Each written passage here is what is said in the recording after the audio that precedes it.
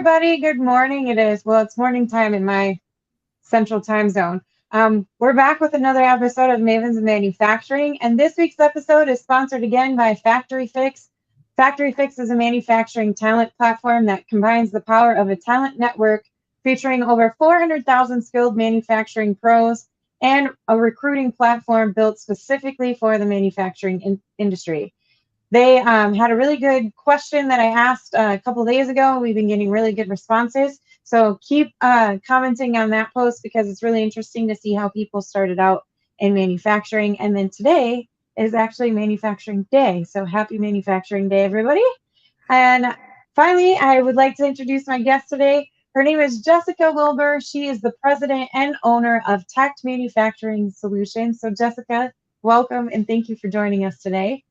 How are you on this Friday? I'm doing good. Happy Manufacturing Day to everybody. I'm pretty stoked about that. I didn't even know when we scheduled this that it was Manufacturers Day. So I didn't think about it either. And then I was seeing all the posts. I'm like, oh, that's perfect. Awesome. But yeah, I like to start off each episode with a brief introduction of who you are. And then can you give us more information about TAKT Manufacturing as well, too? Because you just started that business. So I'm really excited to hear that story and how that whole journey developed for you. So can you introduce yourself and how you got into manufacturing? Yeah, definitely. My name is Jessica Wilber. I'm the owner and president of TAKT Manufacturing Solutions. I started TAKT just not too long ago. We're in our second month of business, but I've been in manufacturing for 14 years. And I got into it right out of college. I didn't really know that I was going to end up in manufacturing. It just by fate happened to me. So I'm really excited about that. And I really enjoyed it. What did you think you were going to get into when you were going into college? Oh, man. So I always, from like tiny person all the way up, thought I was going to be a fashion designer. I was all about fashion and looks and glam and pink and tutus and all the things. So through high school, of course, I was drawn to the, sewing class and academics that they had that catered towards those things. And I was always really intrigued by the shop class, and I wanted to do both. My mechanical aptitude's always been high. My father owns an auto service, so I get most of my mechanical aptitude from him. So growing up, we did a lot of like technical things. I learned how to change my oil, rotate my tires, do all those things. And then in high school, it was either take shop class or sewing class for my elective. So I chose sewing class and I ended up loving it. My parents, helped us get through college, my sister and I, and we ended up spending, $60,000 on an undergrad in fashion design and merchandising. Well, when I graduated, I made a geographical move from Florida to Maryland. And in Maryland, on the Eastern Shore, there's plenty of jobs, but like the real jobs and real careers are based out of like the chicken farms or a little conveyor belt manufacturing plant in the town that I lived. So I went, the manufacturing route, and I got a job. And I was there for 2.5 years, and I just absolutely adored everything about the mechanics, about the rotary components, about how the conveyors worked, all those things. So I ended up staying, I was like, okay, what do I want to do? Do I want to stay in this industry, or do I really want to pursue what I thought was my dream? So I continued down the path. I ended up selling, moving again to North Carolina, sold bearings and motors, predominantly belts, all like the greasy stuff. I worked for an industrial distributor, and I enjoyed that too, because I was in and out of all different types of manufacturing plants. I got to see how everything was made, which was really cool to me.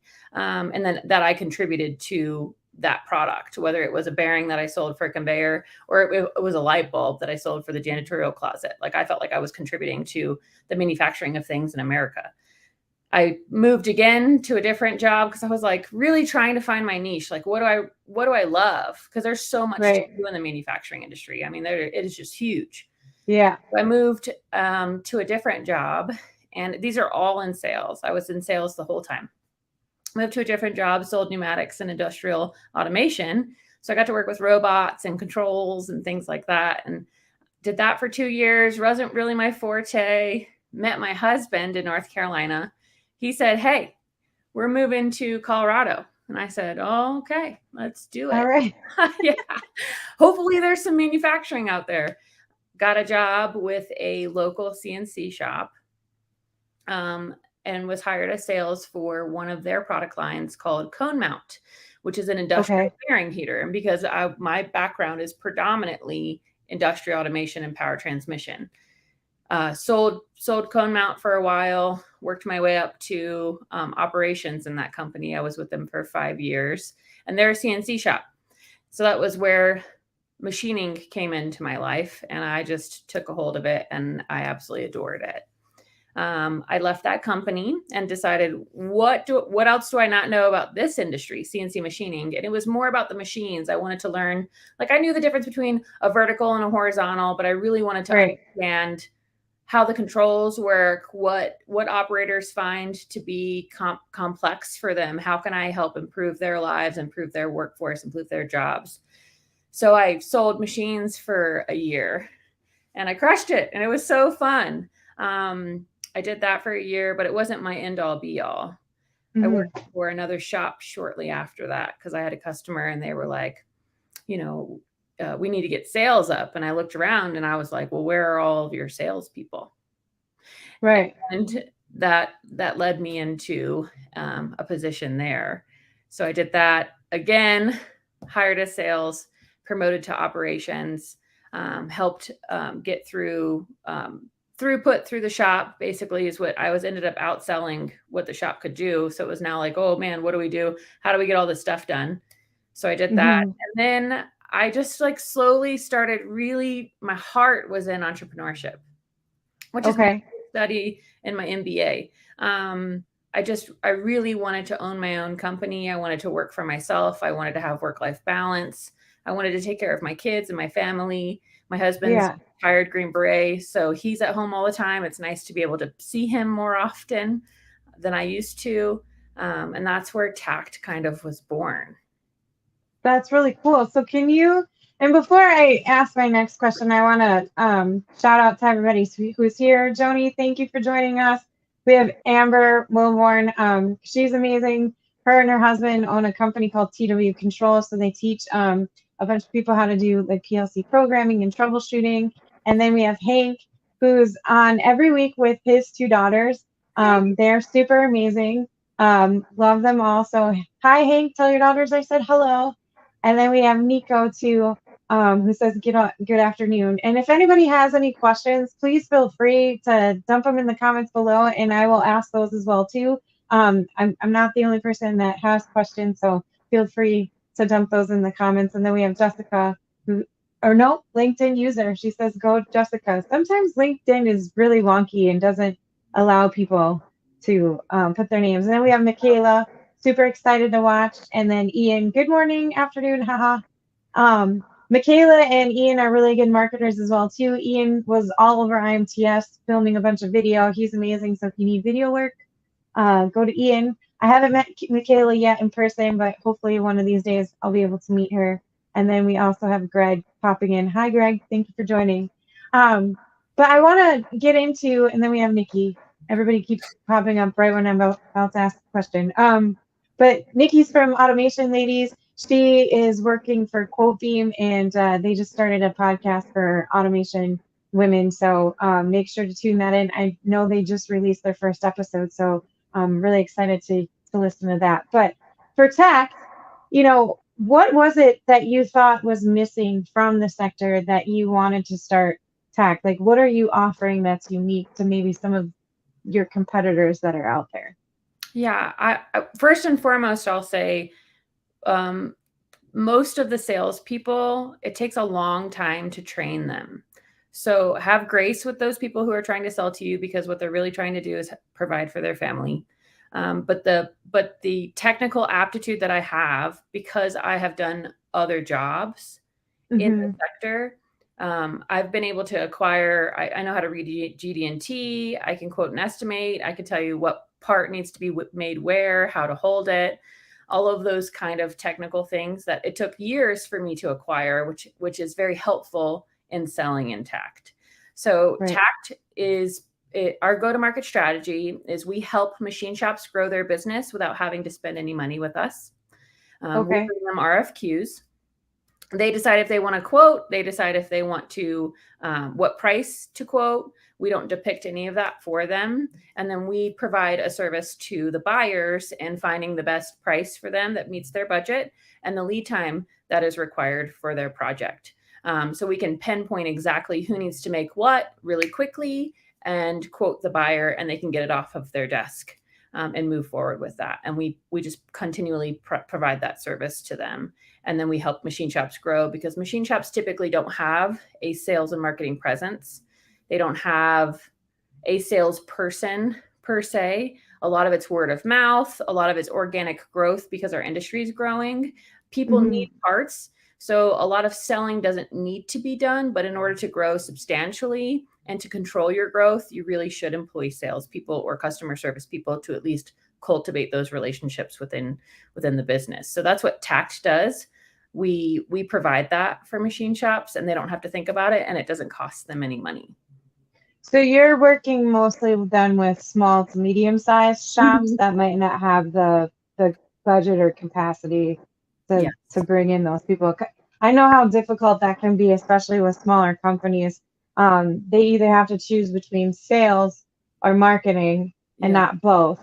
And then I really appreciated your comment about, be patient with the salespeople, because there is a lot of technical information in manufacturing, and it does take a lot of years for that information to get acquired. And you also have to build trusting relationships with people that you're working with.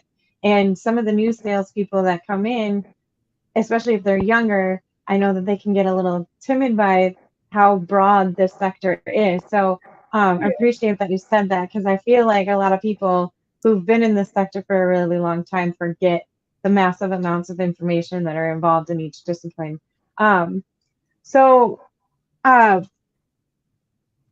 you were starting this business, who were some of the people that you were looking towards for advice or that were mentoring you along? Because you're still fairly young, like you're only 2 months into this. So how have things been going, and what have been some of your biggest challenges starting your own thing and getting it off the ground? Yeah, I've had massive support from my parents, and they've always been my mentors throughout my career. Early on in my career, I had a bunch of supervisors who I thought were mentors and helped me kind of push myself. But my father is a huge contributor to TAKT. He is the lifeline of TAKT. He supports me fully.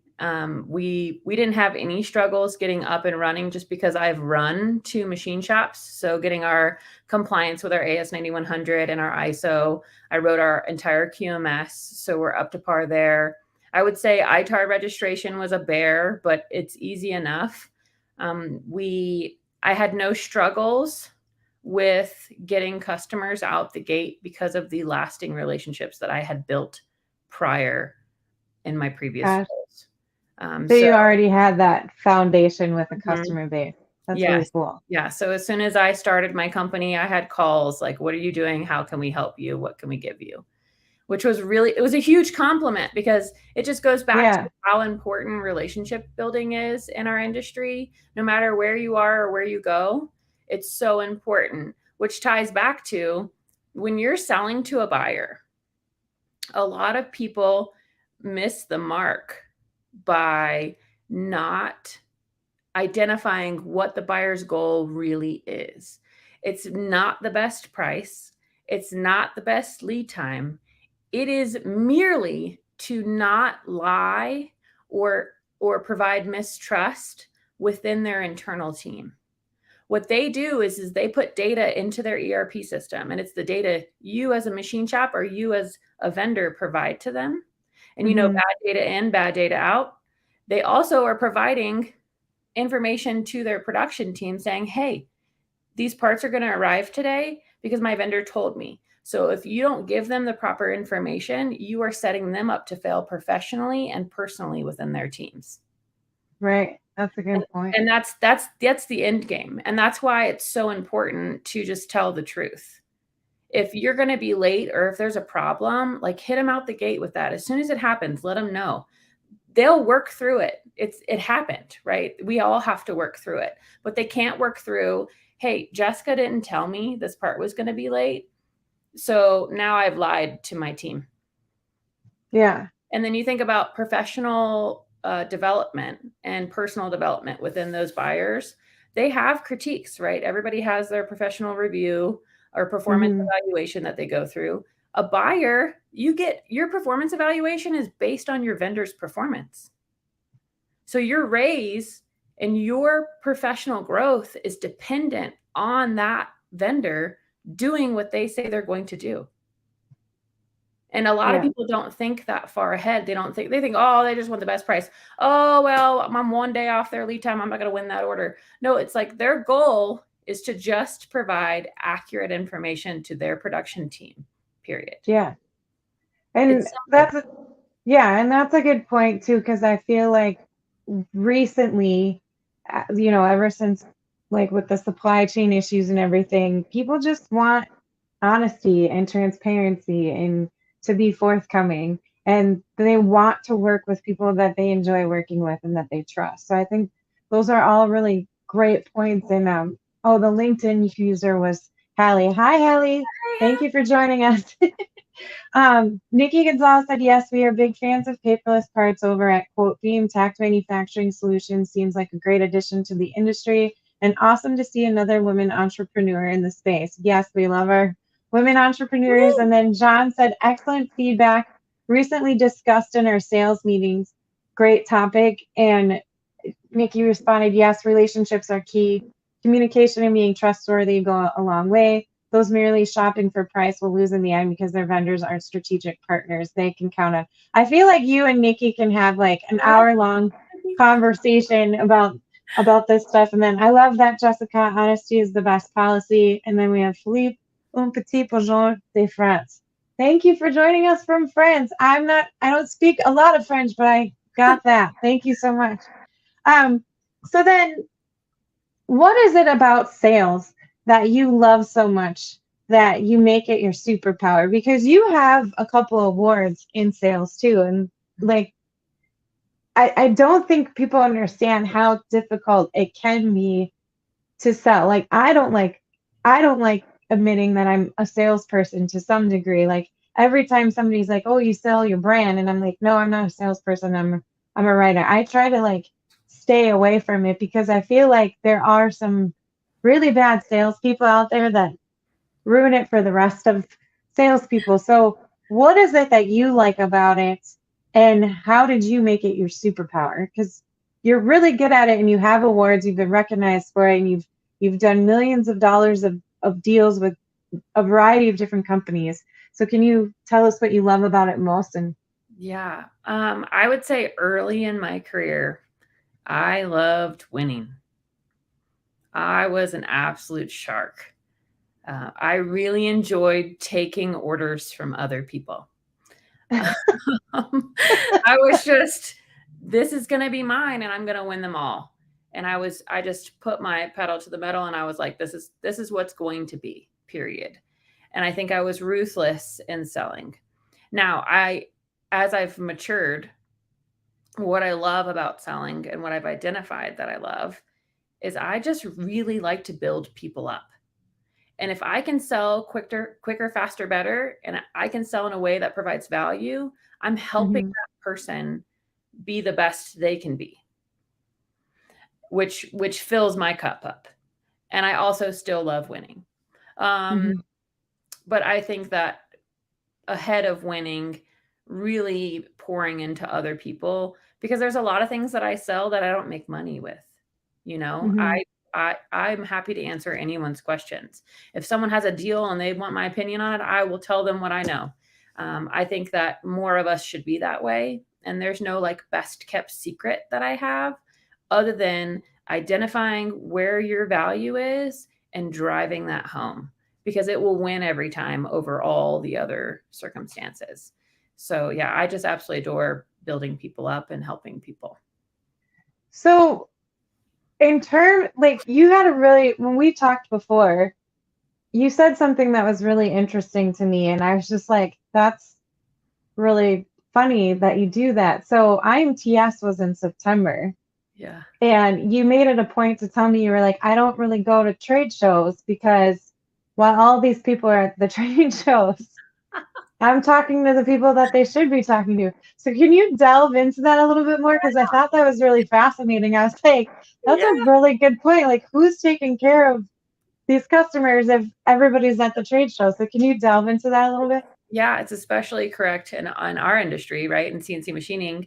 If we don't have salespeople, marketing people aren't salespeople, marketing people aren't customer service people. So even if you have a marketing presence, you don't have people internally other than the shop floor or the assembly area or the clean room or the quality area to cater to your existing customers who keep the lights on.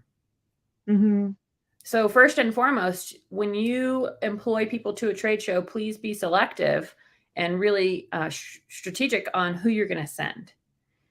Because it doesn't always necessarily need to be your best salesperson, because people are going to talk to people. That's what they do at trade shows. It just naturally happens. You don't have to have some huge sales presence. You don't have to be the best, fastest shark in the ocean.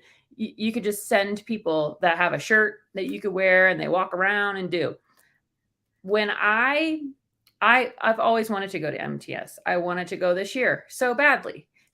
But it would be an investment in me, which I've done a lot of, and I need to pour into my business. So the best thing that I could do, given that my team is much smaller than most people's teams, that I could stay back and I would just be like, everybody's going to IMTS.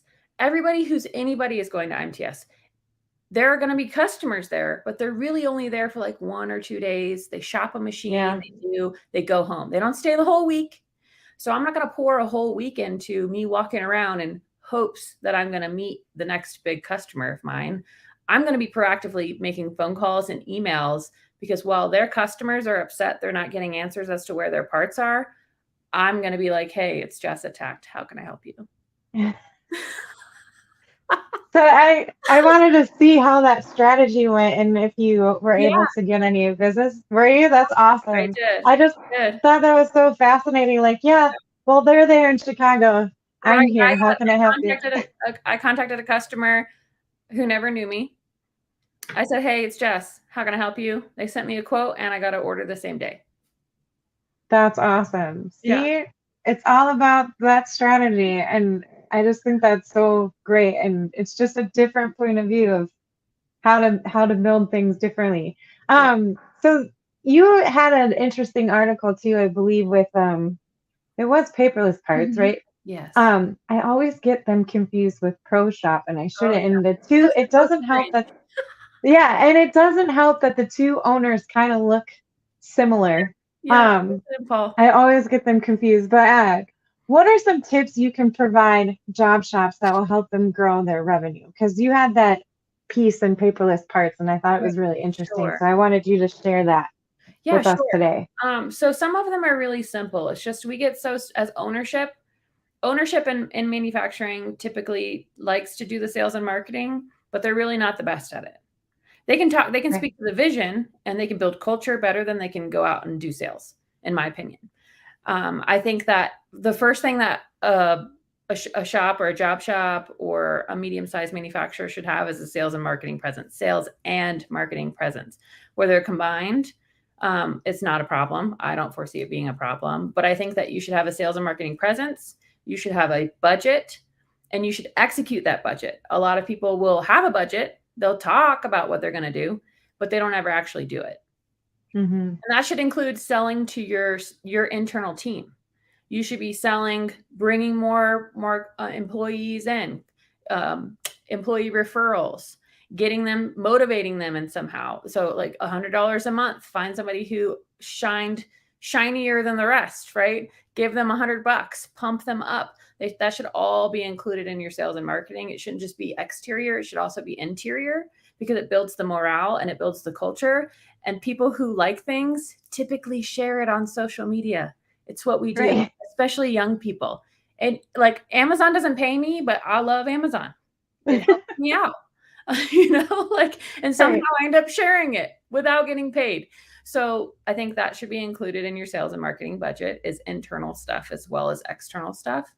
And then the next thing that I would say is probably have a full understanding of what your value is when you go to sell. Because anybody can buy machine parts from anywhere.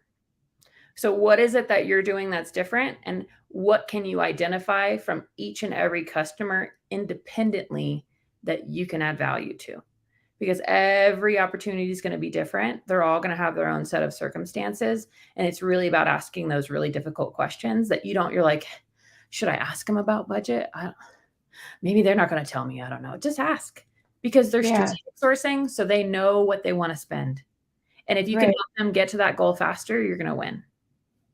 I think the whole point about value too is really important, because I've worked with several different companies as a tech writer, and they kind of look at me cross-eyed sometimes, because I'll go through like their about page and their history page, and I still don't get what it is that they're offering to their customers. And then they'll provide me a bunch of like really technical words that, basically an engineer or a manufacturer put together. And I'm like, this is fantastic, but what is it that you're actually providing to your customers? I'm not getting it. Like, yeah, this is great, but so-and-so is offering this same thing down the street in terms of the technology that you're offering or the products and your services.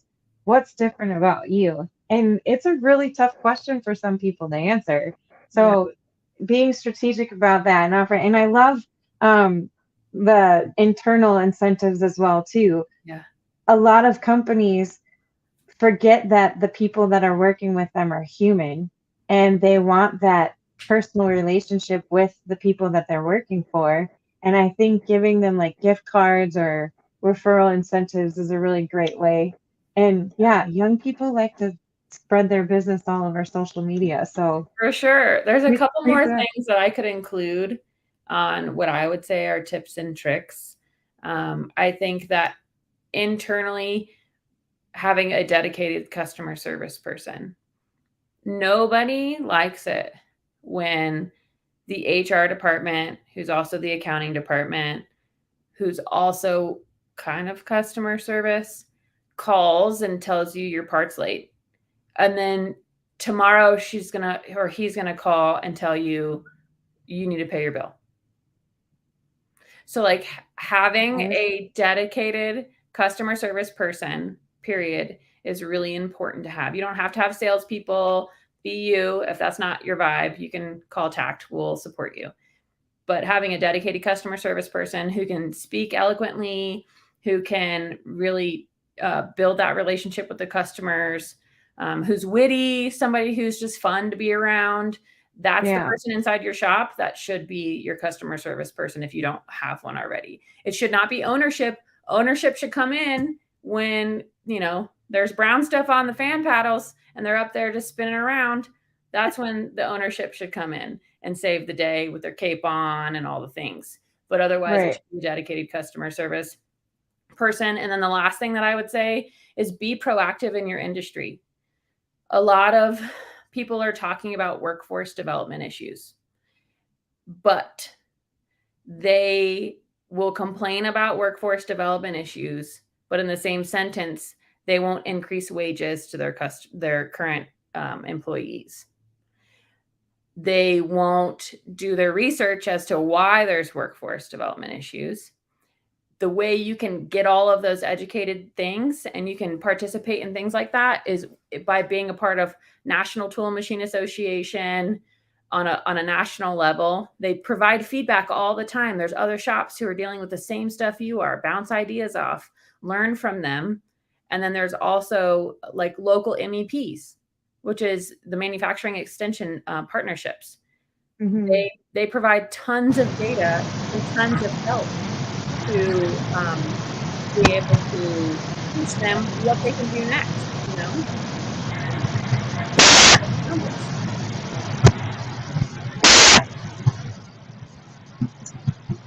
Who's that?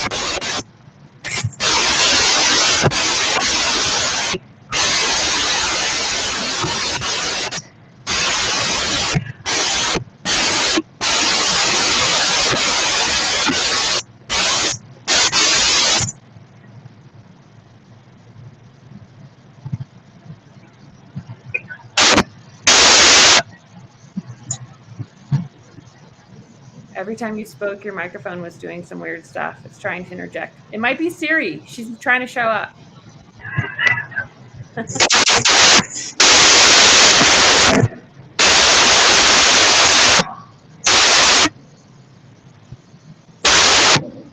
No. I would unplug it and plug it back in.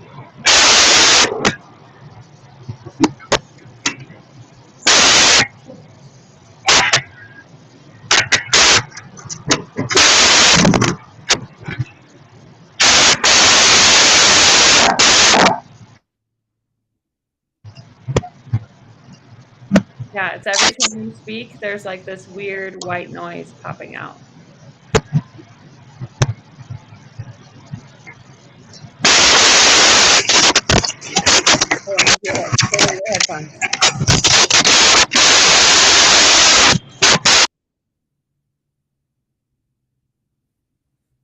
No, I can't hear you now at all.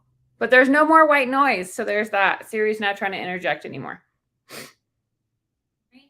Oh, I can hear you now. No. There you are. We're back.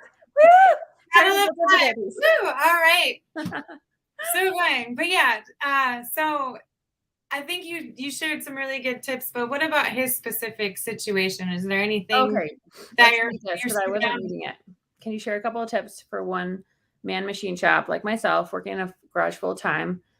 What are a couple key steps to take my presence known? Okay, so first off, you need a Google page and you need good representation on your Google. You need to have photos uploaded on that Google page because Google is where you're going to get organic leads. You need to have a Google page. You need to be on LinkedIn and you need to have a company page on LinkedIn. When your company posts stuff on LinkedIn, which might be you internally, you might be handling all of it.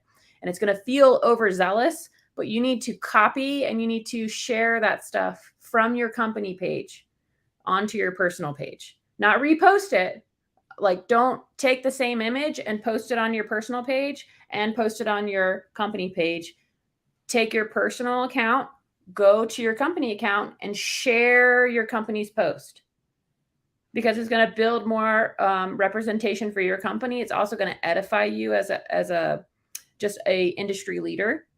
And those are two things that are huge that I see all of the time. Don't have a one-page website. At least have like 4 places where they can click. Make them do a little work because they stay longer on your website when they can see how many, like when they do digging, right? When they have to go do their research, they stay longer on your website. They end up seeing more things that you want them to see versus having a one-page website. Also, one-page websites are a thing of the past.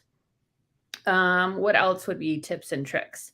I would make sure that you're just constantly posting on social media, just for Google SEO reasons, and then also for other people to reach out. When you have a need for special material, or if you have a tight tolerance question or a tooling question, post those things up as well, because you're going to get feedback from other people who are attempting to do the same thing as you are. And I think that building that representation is really going to help.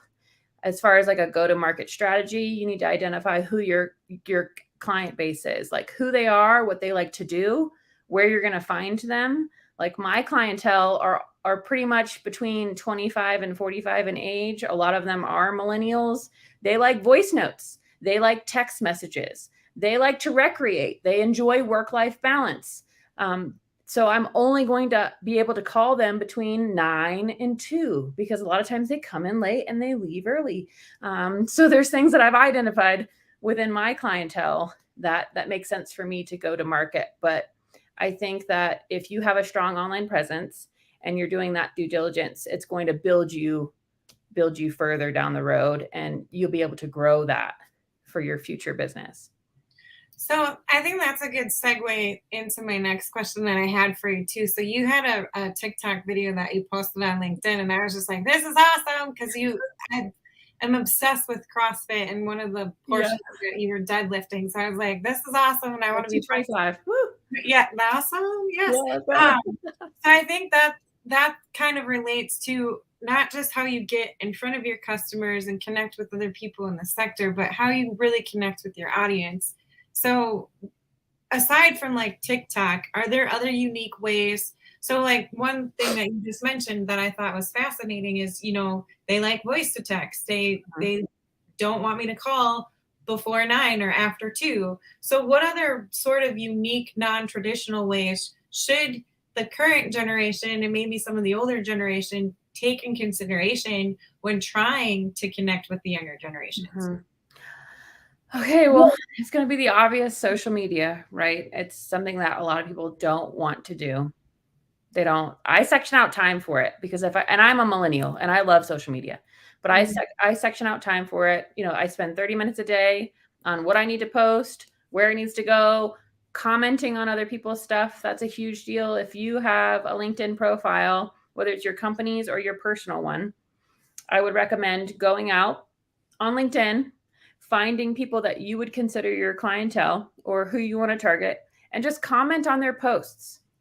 Just like their posts. Give them love. Just love on them a little before you come out the gate with, oh, I can machine parts for you. How can I help you? Can I get an RFQ? I think you should start reframing your mind into, I'm no longer selling. I'm a master relationship builder. So what I like to do is I like to identify who I want to contact. I say it's a buyer, Shelly. Shelly wants to buy parts. I know she buys parts every day. It could be millions of dollars worth of parts. I found Shelly on LinkedIn. I hit the connect button and I type a message. Don't just connect. Type a message. Hey girl, cheers to women in manufacturing. I thought it would be a great idea for us to connect. That's it. Then Shelly all of a sudden connects. I let Shelly she searches over my profile. She looks at it. She might like a few things. Another week goes by. I proactively like her stuff. We start building rapport. She knows that I'm here. She clearly knows what I do. And she also appreciates that I didn't come out the gate trying to sell her on what I do. Subconsciously, you're creating subconscious. You have to think about the subconscious mind. So like when I do my cold calls, I will call someone and I'll always leave a voicemail because that voicemail is going to be a blinking light of awesome on their desk until they check it. Right? So you're like, hey, check me all day. So they finally check their voicemail. Hey, it's Jess at TAKT. I just wanted to call and just see how you were doing. I would love to introduce myself to you, see what you got going on. I know you're super busy. I'm going to give you a call next Wednesday. Or I might even shoot you an email early next week. Either or, just let me know. Would love just to touch base and see how we can mutually help each other. Hang up the phone. Didn't talk about machine parts. I didn't talk about what I did. I just merely wanted to build a relationship and see what they had going on because they're busy. Mm-hmm. So then next week, I do exactly what I say I'm going to do. So then I'm also building a subconscious mind of, oh man, this girl called me on Friday. And then she also emailed me when she said she was going to email me. So if I buy a part from her and she tells me it's going to ship, it's probably going to ship. It's probably going to ship, and we're building subconscious mind frames and we're building trust without having even contacted one another subconsciously.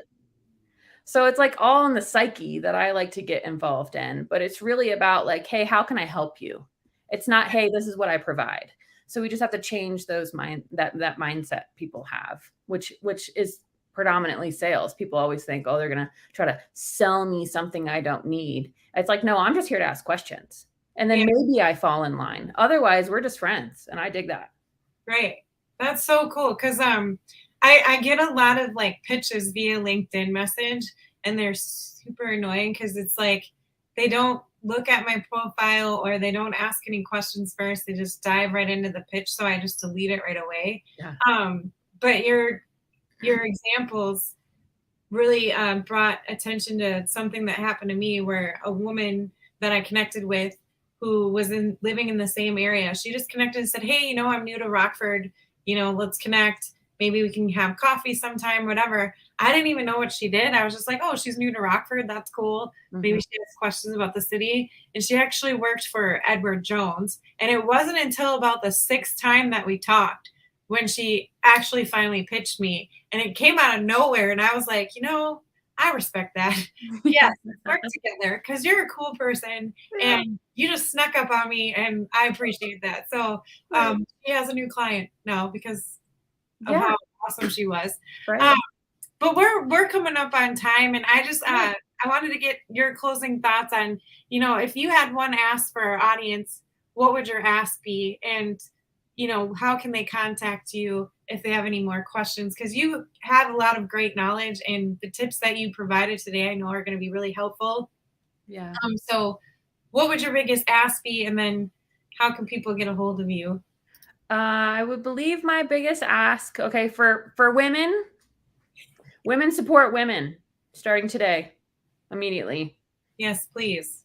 Period. Women support women. More women who support women are more successful. Just overall, well, you learn way more from women in your industry than you can from somebody who's of a different sex or a different gender or a different preference. I think that we need to rally together in our industry, first and foremost. And then second off would be to ingrain yourself in nonprofit foundations and workforce development.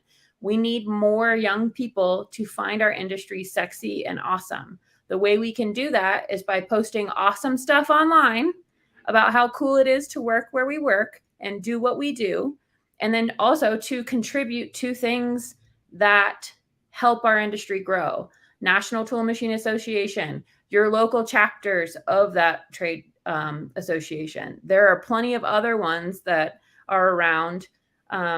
And then too, like your local MEPs, ask them for help. They'll help you grow. They'll give you target audiences.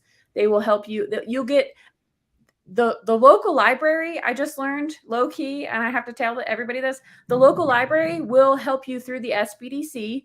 They will give you an actual list of contacts and contact numbers and email addresses and all the data they have to go to market strategy. So you can upload that into your HubSpot or to your CRM, but they will give it to you for free. So go tell them, hey, I'm a startup. I'm looking to grow my business and I need help. And they will give you who you are pinpointing your target. They will give you a whole list of all of their data. They pay for that data. It's free to them. It's free to you. So ingrain yourself in the industry, contact your local MEP, work on workforce development, because you think sales are hard to get.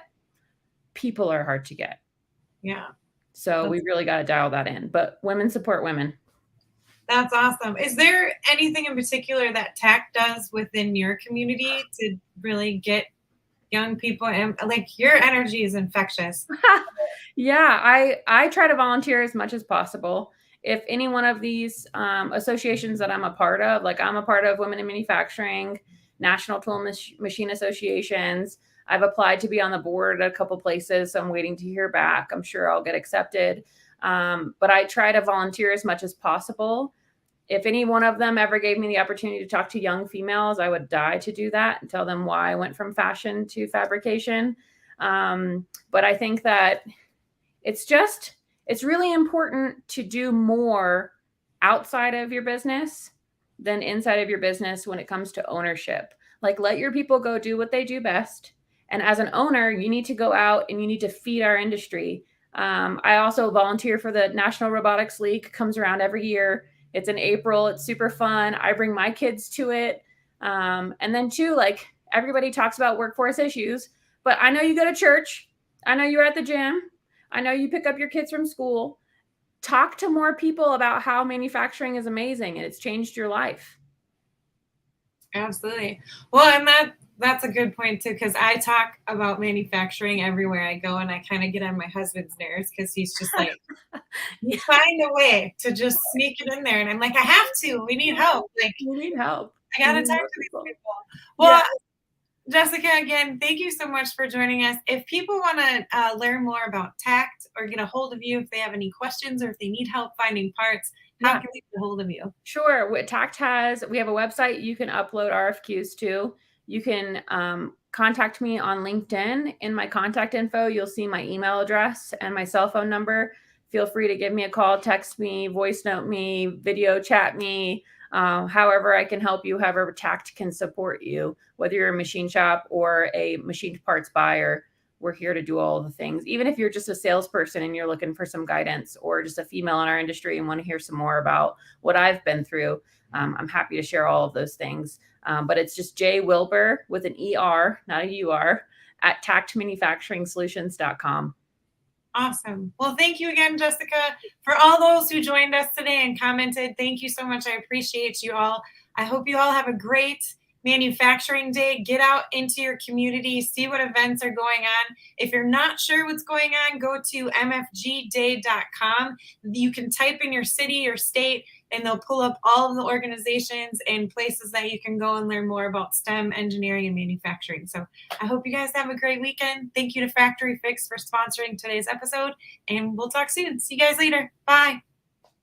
We know hiring quality manufacturing talent isn't always easy and that there can be a lot of moving parts. That's why Factory Fix is introducing a powerful new tool, Talent Text. No more candidate no-shows. Talent Text allows you to connect with candidates up to 5 times faster than you or even the best recruiter can.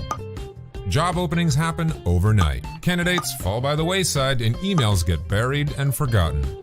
Through 3-directional chat, Factory Fix Talent Pros help put you in the hand of a highly skilled worker within seconds. Find quality faster